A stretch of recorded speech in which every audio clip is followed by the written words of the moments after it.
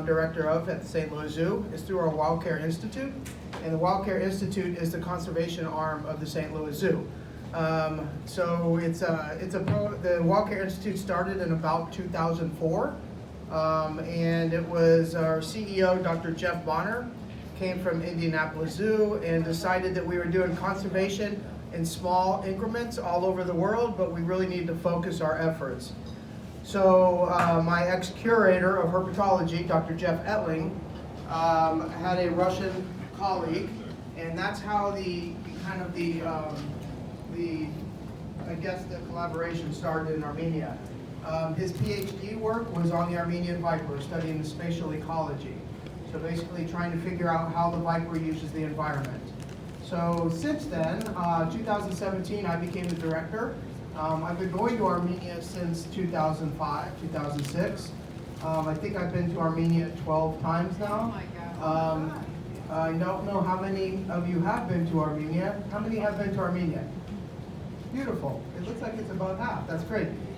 So hopefully what I'm going to do is show you part of our program. And at the end of the presentation, I've got some pictures of different sites in Armenia, some different monasteries, some different beautiful sites. And I also have a question section near the end if you have any questions.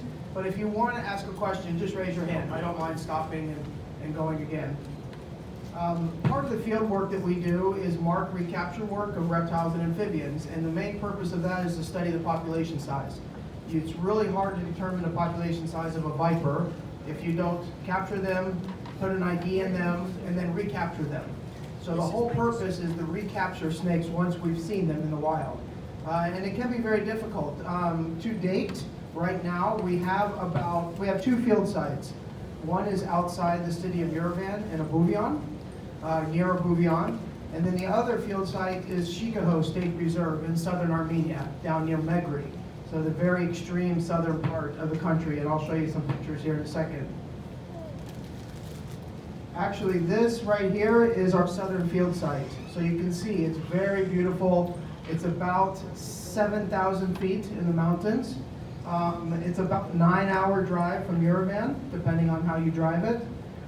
This is what we wake up to each morning. I basically stepped right outside of our small Russian trailer that we sleep in, and this is the view we get every morning.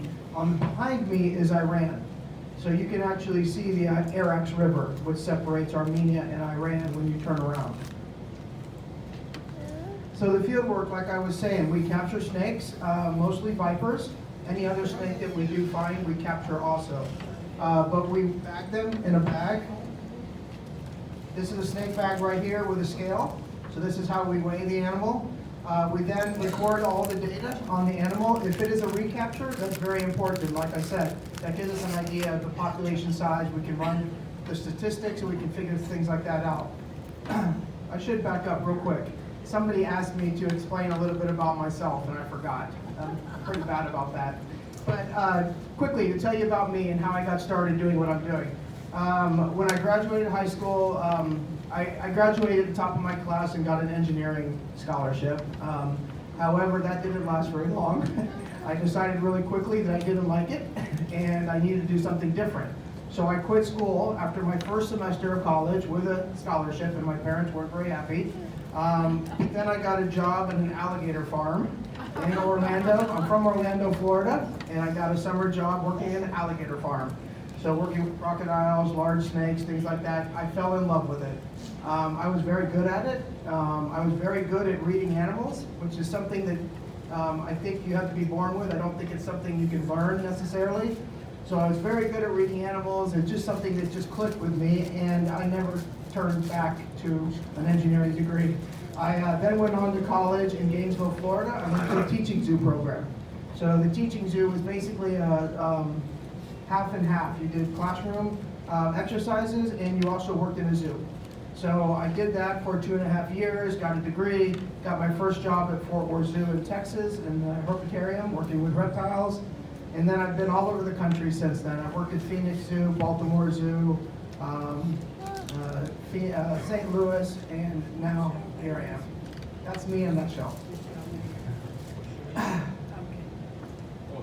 So a lot of people wonder how we capture these snakes. So the thing about vipers in the field in Armenia is they're very fast. They're very hard to capture. You can't use a normal snake hook, which is a tool that we use like in the zoo when we're hooking these animals. It's basically a golf club with a hook on the end. So that's how we handle snakes in the zoo. However, in the field, there's no way possible we could do that. If we were using those tools, we would never catch a single snake. So we use these this blue piece of machinery right here, which is called snake tongs. They're called gentle giants because they're very gentle when they grab the snake. They don't crush the snake, they don't break any vertebra or anything like that, and you can grab the snake, hold on to it. And then the process of getting into a bag later for doing the processing is a little tricky, especially when you're by yourself, standing on a rock, things like that, but you get very good at it over time. Here's a situation right here where the snake is in a snake tube. It's a clear plexi tube that we run the snake into, and that way the snake can't bite us, but we can take the measurement, we can put an individual ID chip into it. The individual ID chips are called Avid chips or Biomark, and they're basically the same thing you put in your dog or cat. It gives it an individual ID number. That way, when we do capture it in the future, hopefully, we know that's exactly who that is. We can measure its growth, we can measure its weight differences, things like that, so it's very valuable for us. The field site of Amphibians that I was speaking of earlier, right out the city, just outside the city of Yerevan, this is Amphibians. It's a very, very unique spot. We are hoping to get protection. I need to find some funding, hire a ranger, and maybe even put a fence up around it, hopefully. But this area just on the other side of here, you can see it's a large valley with a mountain range. This is an incredible den site here. So Armenian vipers every year come back to the den site for brumation or hibernation. So it gets very cold in Armenia, a lot of snow usually. So these snakes are basically sleeping, so to speak, for about 5 months of the year, maybe even 6 months of the year. They're up for a very short amount of time. And that very short amount of time that they're up, they feed rapidly, they breed, and they give birth before the following year. So this field site here is one that we go to every year when we're in Armenia, hopefully to get some more data. I said that we have about 100 snakes tagged here, 100 Armenian vipers tagged here. We've only had about 4 recaptures, but we're not really sure what that means. It either means the population is incredible and we are finding a lot of snakes, obviously. There is a possibility they could be losing the tags. Sometimes the retention of these tags can be difficult, but it probably just means that the population is somewhat robust. This last year, we just got back about a week ago, we found more baby vipers than we've ever found in a single 2-week period. We found 10 baby vipers here, which is very good. That means the recruitment, that means the babies are doing very well. This is the Shoghagat site in southern Armenia that I was speaking about. Very different areas. This area has a problem with herding and farming, so it is a disturbed habitat. This area here is an old Armenian settlement, so to speak, where the same sort of thing, but they've closed it down. I'll talk to you in a second about the national parks in Armenia and give you an idea of the differences. So this is Iran right here. You can see I'm standing basically on the edge of the world, it feels like. This is Iran, the Arax River is right here, kind of flows here, and then this is Armenia, Shoghagat State Reserve. This is Armenian Viper. Yes, sir. Are the vipers in both of the locations you go to the same variety? Great question. And then secondly, do you chip the baby vipers, or not chip, tag? And if you do, does the tagging accommodate for their growth so that the tags don't come off as they grow? Sure, good questions. First question, the genetics has been done, a rough genetic sampling has been done, and the best that we can determine, Armenian vipers in southern Armenia are basically the same Armenian viper in northern Armenia, or Yerevan area. So they are the same Armenian viper. There could be, if we really look at the mitochondrial level, there's probably a little bit of a difference, which we plan on doing. We plan on doing that through Venom. So we're actually finding out now that by studying venom of these animals, it gets you a more precise understanding of the differences between the species, which is, I'll speak about that in a second. We usually don't tag our viper unless it's 20 grams or larger. And when we're talking about baby vipers, this is a yearling viper is no bigger than this pen. So to put a little bit larger than a grain of rice tag into it is a little invasive. If it is large enough to get a tag into, that tag will stay with it for life. There should be no issues. That tag should be with them for the next 20, 30 years, depending on how long that snake lives. So the tag is placed internally? Correct, just underneath the skin. Yeah. This is an Armenian viper. Beautiful snakes, as you can see. This is absolutely gorgeous snake. This is the historic or the current, basically historic and sort of current range of Armenian vipers right now.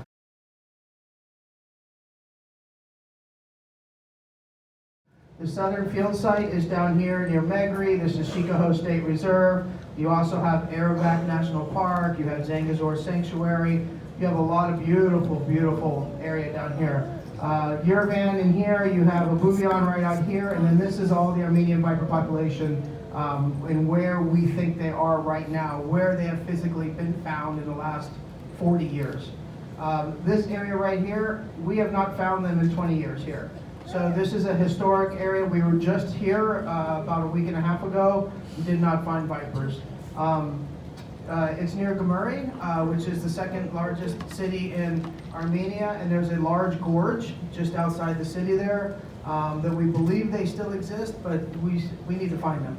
There was a shepherd bit by a viper right in here about 4 years ago, so we know they're there. We just haven't seen them yet. Are they poisonous? Yeah. Oh, sorry. Yes, definitely venomous. Venomous. So yes, vipers are venomous. We refer to them as venomous and not poisonous, and it's a good time to explain that. Venom is injected, poison is secreted. The venom is a poison, but when we refer to snakes, we call them venomous. So they are venomous snakes, yes. Very venomous. And you said it attacked a shepherd? Yeah, if shepherd got bit. So do they Well, generally... I'd say it did not attack a shepherd. The shepherd got bit by the snake. Yes. So do they generally keep to themselves, or... Yes, the thing about, like I said, when you see them in the field, most of the time you just hear them, and then you might see a glance of the end of a tail. They are so fast, and they're always trying to get away. It's very, very unusual for an Armenian viper. Armenian viper or the other two vipers I'll show you in a second to really turn on you. There is a viper, which is Macrovipera, the large blunt-nosed viper. They're a little bit iffy. They can stand up against you, but most of the other snakes will run. So it's very unusual to get bit by a venomous snake in Armenia. What's their main predator? Like Birds of prey. Birds of prey, yeah. And shepherds. Unfortunately, shepherds believe that they bite their sheep or cattle and things like that, so there's a lot of persecution. That's probably the main thing is persecution, habitat loss, and then birds of prey is just a natural thing. We have found, when we were radio tracking them years ago, we found a transmitter where it's obvious that a bird of prey had eaten the snake. And Armenia has a lot of birds of prey. There's 13 species of eagle or hawk and 3 species of vultures. They have a lot of bird of prey. Yes? Are they silent? They hiss. They usually what you hear when you're walking through the field and you hopefully find one. That's usually what they sound like, and then other than that, they're silent. Yeah. This is the Armenian steppe viper. This is one of the other protected species on the Armenian Red List, and this is a species that we just recently found at a Bouvion, that site just outside of Yerevan. The first time this snake has been found at that field site. So we are working with Armenian herpetologists, 2 PhD herpetologists. One of them has been finding snakes in Armenia for 50 years. The other one is his son and has been doing it for a long time also. They have never found an Armenian steppe viper in a Bouvion, so that's a pretty special find. But this is another red-listed species in Armenia that needs protection. There's Vesky viper. This is A beautiful viper. Only occurs in the northwest section, a small locality in northwest Armenia, right on the Georgia border. Another snake that we're working with in the breeding center, which I'll tell you about in a second, that is protection. This is the biggest viper in Armenia. This is the biggest viper in Armenia. This is the blunt-nosed viper. The blunt-nosed viper, the largest viper in Armenia. This is the one snake that I said will sometimes challenge you. When you grab a hold of this snake with a pair of tongs, you know you've got a snake on the end of those tongs, because that snake is a serious animal. Usually biting everything it can bite when you've got a hold of it. Much different than the other vipers. This is another snake that we're working with. This is the Haviland sand boa. There are boas in Armenia. Most people think of boas, they think of boas being New World or Central South American snakes. This is a live bearer and in the boid family. So these animals give birth to live young. This is found in a bouvion also. Very, very great snake. Probably one of my most favorite snakes to find, just because you can handle them and they're very gentle, don't bite at all. Great little snakes. We are working with these in the breeding center also, which I'll talk about in a second. This is the Caucasian or the Trans-Caucasian rat snake. Another animal found in a bouvion, found all over the country, but mostly at a bouvion. We do find a couple animals in the southern field site. I should mention again, our southern field site is very, very unique. It is higher elevation. Like I said, it's about 6,500 feet, 7,000 feet, but we're finding snakes there that really shouldn't occur there, which is very interesting. So there's a lot of stuff going on in Armenia that we're still trying to really figure out. This is a tortoise species that occurs in the northeastern part of the country. This is an Armenian Spur-thighed tortoise. They're not a large tortoise. They get about the size of like a Florida gopher tortoise. Very unique, but also on the red list and in need of protection. Variable green toad, great animal. This is a future project. The Armenian herpetologists think that there's one species of toad there, but I kind of think they might be missing something. Several of the toad species that we found and I photographed, if you look at them close, they're all very different. I also work in Ecuador with amphibian biologists, and if you look at the area of a toad right around here, this is the ear, the tympanum. Each species can really be identified by the tympanum or the ear on a toad. So if this is anything different, or even if this bulge is larger or smaller, usually you're looking at a different species. So several of the toads that I've photographed, there's definitely a difference. So there's some DNA and mitochondrial work that needs to be done. This is probably the most endangered lizard in Armenia. It's called the Horvath toad-headed gama. This animal occurs in the Gorevan Sands region of Armenia, which is about an hour from Yerevan desert region. Very, very hot. The nature there is off the chart. There are species there that occur nowhere else in Armenia. For example, this animal, there's also a rear-fanged snake that occurs there that occurs nowhere else in Armenia. So very unique area, and a species that's very, very difficult to catch. They run on air, it seems like. They're so fast, you're basically diving in midair just to try and grab an animal before it goes into a burrow. Another species that we plan on working with in the future. Three-street green lizard. This is Lacerta media. Everyone just refers to them as media. A lot of the common names, I'll be honest with you, I don't use common names of reptiles and amphibians at all because they're not very good. Most of the all I use is Latin. So I did have to look up a couple of these common names last night because I really don't use them on a regular basis. This animal is referred to as media, another species that probably is in decent shape, but again occurs at our southern field site where it's a little unusual. It probably should be a little bit lower elevation. The beautiful thing about Armenia, and I can't say this enough, for instance, here in the United States, you go to Yosemite, you go to any of our big national parks, what's the one thing you can do in Yosemite that How many of you think it's okay to drive through a national park? Yeah, sure. Normal. It's normal for us, right? Armenia, you can't do it. And it's beautiful for the wildlife and nature. It absolutely allows everything to kind of just come back naturally, which is an amazing thing. I can't say it enough, and it's pretty interesting for a country that you have to consider it from the early 90s. It was sort of reborn, you know, and since that short amount of time, they've made huge strides environmentally, especially with their wildlife and their natural areas. If you look at this, they have 4 national parks, Savan, Dilijan, Lake Savan, and Arabic, 3 state reserves, Khosrow, Shikoho, and Erebuni, and then 27 sanctuaries.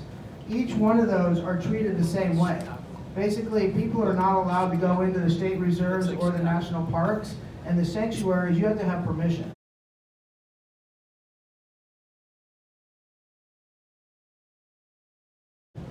So it is absolutely amazing when you think about that. There is, the nature is really allowing to come back on its own.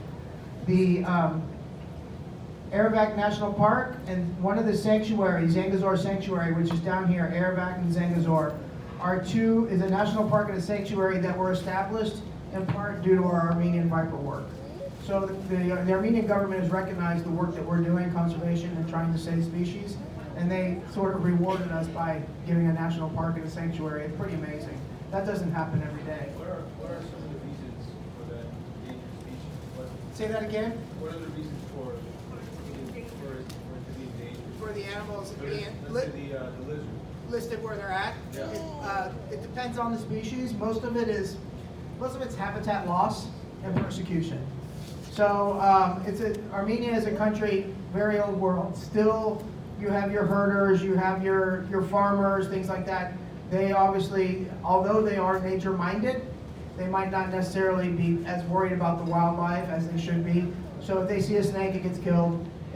Every snake in Armenia is venomous, if you ask a local Armenian. So that is a problem. That's something education-based that we need to really work on, especially in the southern part of the country. Honestly, every single snake, whether it be the smallest worm snake, which can't even bite you, it's venomous, so it gets killed. So those are the things that we'll be working on education-wise. But this last May, 2018 May, we had a soft opening of the breeding center. So we have established a breeding center in Armenia, mostly due to St. Louis Zoo funding. There are a couple other institutions that have kicked in a small amount of money, but most of the money comes from St. Louis. And we are trying, eventually, our goal is to work with all 11 red-listed species of reptiles and amphibians. So far, we have 4 or 5 of those here at the center. And we had our hard opening this May when we were there, this September we were there. And we had 10 media stations. It was off the chart. One thing I found out in Armenia, you have to pay for the media. Opposite than here, you can't keep the media away. Here in Armenia, you have to pay to have them come to you.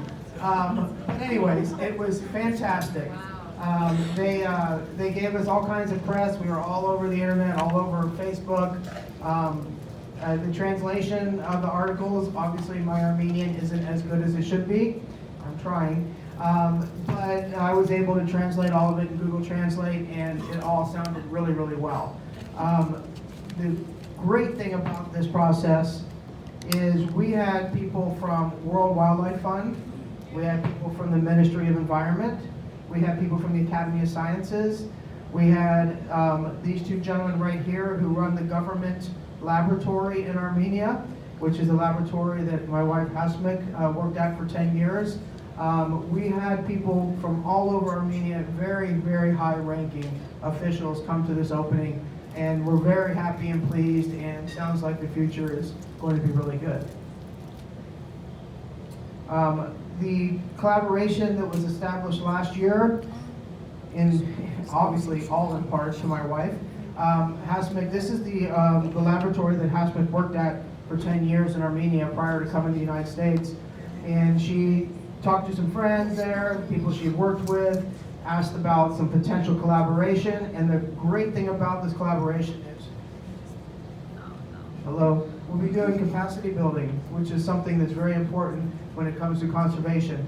And capacity building just basically means that we'll be giving them skills that they might not necessarily have. In Armenia, they are very, very well established when it comes to domestics, some wildlife, veterinarian work, things like that. But when it comes to reptiles and amphibians, they have no understanding at all. So this next year, I'll be taking a veterinarian from the St. Louis Zoo and a vet tech with me. We'll be teaching veterinary medicine, treatment, pathology, blood sampling, all of those great things, and that way they can use it for whatever need they have. There is I am looking at an angle for myself. I've established a breeding center in Armenia and I have no vet care. So these people will hopefully help that work for me. Where is the breeding center located and where is the veterinary laboratory? Great. The laboratory is in Yerevan. The breeding center is in Yetvar.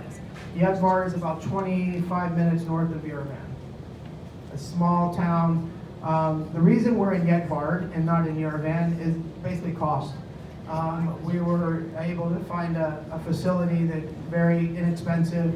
It needed a lot of repair, but still relatively inexpensive compared to Yerevan or obviously doing something here in the States. It would cost us $1 million to do it here in the United States, and it cost us roughly $40,000. So. But the facility here is immaculate. I mean, when I walked in there, I felt like I needed to shower before I walked into this facility. It was amazing. This is like where they bring all the samples in, where they prepare all the samples, and then there's a small little elevator that passes all the samples out to each floor where they need to go to, whether it's infectious disease, what have you. Here's the microbiology department. This is for handling some of your bacteria, your infectious diseases, things like that. And then the ELISA and PCR departments. This is what Hazmat can do in her sleep, right here, which is what she does for the zoo. She runs all the hormone samples for the zoo, so she goes in and does all of the stress hormone work, which is great. Invaluable. Having this collaboration here is invaluable to us. Not to mention, I mentioned the Venom work that we'd like to try and start in the future, and we don't have the ability to do that on the ground in Armenia ourselves. But if I can buy the equipment for this laboratory, we can train these professionals here how to do it, then we can do it. Basically freeze drying the venom. So we would collect the venom probably in the field, transfer it to the laboratory, they would freeze dry it, and then we'd run for DNA.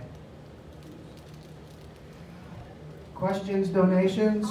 What I will tell you real quickly is it's sort of the end of the talk, but not really. I'm here for any questions, obviously. I do have a series of pictures after this that I thought I would just show everybody. I like to take photography as like my third passion.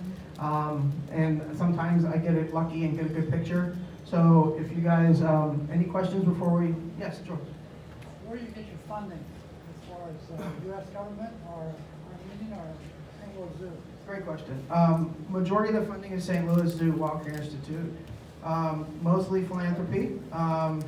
I do get $5,000 from Sedgwick County Zoo, $5,000 from Detroit Zoo each year so far. I hope that stays. But a majority, I have a budget that the St. Louis Zoo allows me each year for operational costs, for travel, things like that. It's a small budget. Small budget compared to some of the other wild care centers at the zoo. But that's a majority of the money comes from. But all of our Wild Care Institute, from this point forward, is mostly philanthropy. Initially, Wild Care was founded by the Zoo Association, gave a $2 million donation that went into an endowment, and that's how the Wild Care Institute survived for the first 10 years. And then this last year, we got the big 8% increase. I think a lot of you might know about that in St. Louis County, and we were able to almost double that Wild Care Institute budget. Zoos across the United States that are part of the American Zoological Association all like to try and at least give 4 to 8% of their operational budget towards conservation. We do much more than that, which is great. But part of the reason we did have to increase the wild care budget is because of the big increase we got to operational costs because of the tax increase. So, yes. So, but about 10 minutes ago, you mentioned something about funding. We were looking for funding for it. What was that again, and how much are you looking for? Yeah, so the project that we would like to do is the Venom Research. So we can do DNA through blood, but we're starting to learn a lot more about venom and how specific venom is to each individual species, even to the subspecies level. So determining like if there is only one Armenian viper in Armenia, or if there might be two, the idea would be to collect venom, dry it through a lyophilizer, and then run the DNA on the venom. It would give us a good understanding. The other thing about Armenian vipers, which we found out a couple of years ago, one of our colleagues, Dr. Aram Agassian, who is the herpetologist that's been working in Armenia for 50 years, got bit by an Armenian viper in the field with us. And the reaction to his bite was like nothing we had ever seen in Armenian viper or heard of. The whole thing was documented, it's published if you want to read it, but he lost his vision. He was in really bad shape. So we thought at the beginning, we always thought that old world viper venom was hemotoxic, affected the blood. We never thought that there were any neurotoxin properties to the venom. We're now understanding that it's hemotoxins, there's neurotoxins, there's cytotoxins, there's all kinds of things in Armenian viper venom, making it probably one of the most venomous snakes in that part of the world. So there is a lot of work that needs to be done in that science part of things. I can't do that myself. I have colleagues that can help me do that. Hopefully with the help of the laboratory, like I was mentioning, we can all do it in country, which would immensely cut down the cost and the amount of paperwork and legality of getting, biological samples out of Armenia, which is not easy. So that's sort of the project that we're looking at. Cost to get the project up and going off the ground, probably $10,000, $15,000. Not horrible, but it'd be a $10,000 piece of machinery, and then getting the training over there so they can do it on the ground. Thank you. Yes. Was his vision permanently? No, he's fine. It all came back. He did get antivenom. 6 years ago, we purchased antivenom before going over to Armenia, so there was a current antivenom for Armenian viper in Armenia. Right now, there isn't. I found that out the hard way this year. We have never had an American team member bit by an Armenian viper until this year, and it happened a week and a half ago. And luckily, we called it a kiss. He basically got a scratch on his thigh. The snake, we think he stepped on the snake and didn't see it. It was probably underneath some loose cobble rock, and the snake shot out and did one of these numbers, and we think just one fang hit his calf. He did not get treated at the hospital. He did not get antivenom, partly because there wasn't antivenom in the country, but more so because we were able to treat the symptoms. So a lot of times with venomous snake bites, if you can avoid antivenom, it's a plus. A lot of times people have more issues with the antivenom than they do with the actual bite of a venomous snake, just allergic reactions and things like that. But he's fine, so everything's good. But I will purchase antivenom before our next field excursion. Does it cause any neurological damage? No, not at all. No. Some people believe, and I don't necessarily agree with these people, but some people believe it actually heightens some of your senses and can. There are people in the country that inject themselves with venom, thinking they become immune, but I think it's hokey. Yeah, not true. Do you wear gaiters, or do you wear anything? Good question. We did not. We don't like to wear them in the field. They're very bulky. I mean, you're climbing mountains, you're jumping from rock to rock, you're pulling yourself up in some areas of some of these mountain areas, and it's very difficult to wear anything that's going to pull you down or weigh you down.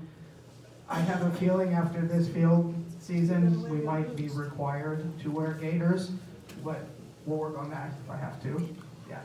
We purchased some years ago, and they're very hard to wear in the field.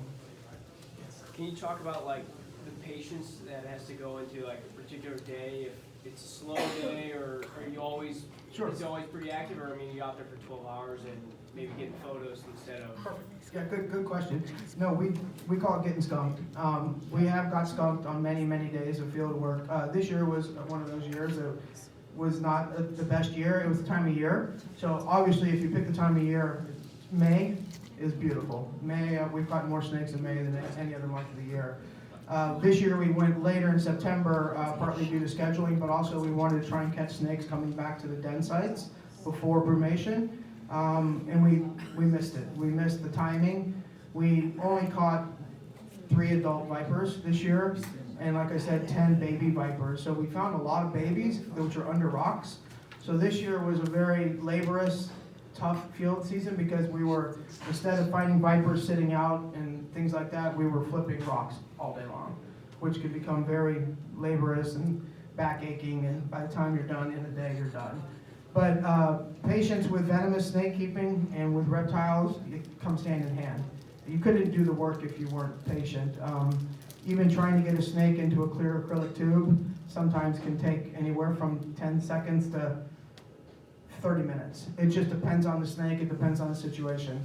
So if you're not patient, then you're gonna get bit. You're gonna overreact, you're gonna do something stupid, and that's how you put yourself in danger. How did the St. Louis Zoo get involved with the Armenian Viper?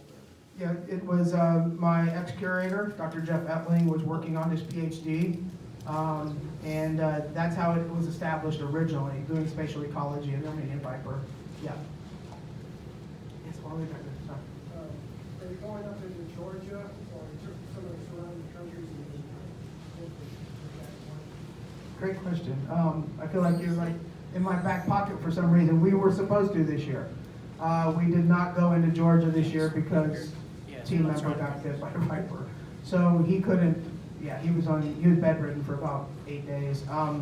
So no, this year we did not. My plans are definitely to expand into Georgia.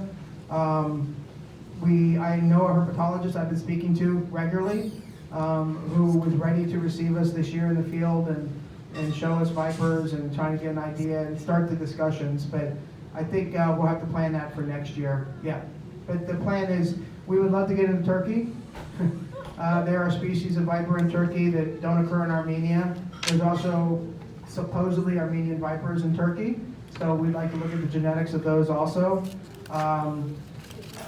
I'd love to get into Iran. I don't know how easy that would be, but there are some hope to spread out a little bit in that part of the world, but obviously, as all of you know, it's safety first, and a lot of those countries I'm not allowed into. So. Yes? Changing topics real quick, the one photo with the toad. Yes. I know a lot of your work was at high elevations and it's drier there for the vipers. But the toads, wouldn't that have to be around areas with more water and? So yes, again, yeah. Let me go back to this picture, or my first picture, just to give you. So this is our southern field site. We're above the clouds. It's subalpine is what it's labeled as. However, at night, it is one of the most harsh places I've ever been. The wind blows about 70 miles an hour. The clouds roll in. Everything is soaking wet. When you get up the next morning, all the grass is soaking wet. Your feet are soaking wet. It dries out by 12 o'clock, but then the same process most nights, depending on the season. It also gets about 3.5 feet, sometimes 4 feet of snow in the winter. So there's a lot of moisture up here. It's really surprising. You would think it would be a little bit different, but the mountains of Armenia, especially at elevations like this, it's very wet and lush. I mean, Armenia used to be covered in trees. It really did. Even a lot of these areas, we're above the tree line here, but unfortunately, there was a period of time where all the trees were cut down so people could survive and be warm. But it's a very, very unique country. It reminds me of Arizona in a way. I don't know if anybody's been to Arizona and traveled and visited any of the Sky Islands in Arizona. You can go from desert to alpine forest, in one drive. And some of the Sky Islands, some of the mountains in Arizona. And that's what Armenia reminds me of. It's just a high elevation desert with temperate areas also. So are you saying you toads exist at that elevation? Yeah, that toad picture I took there, yes, occurred here in Chicago at 3,000 feet. There are springs. There's water popping up out of the ground in different areas. The water that we drink when we're at this field site is out of the mountain. So it pops out of the ground and we piped it to the trailer. Horrible to take a shower in, but great to drink.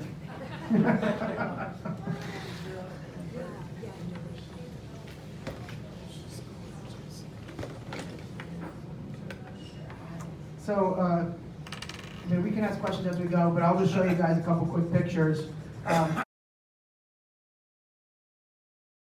So this is, she's gonna laugh at this.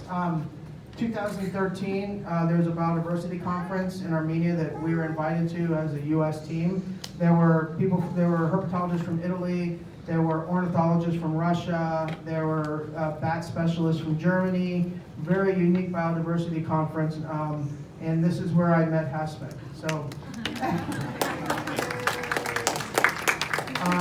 yeah, pretty special day. Yeah, amazing. And this is a Russian herpetologist who lives in Armenia. She is also an Armenian herpetologist. These are the bat specialists from Germany. This is Hasmik's friend Anna, and my silly face.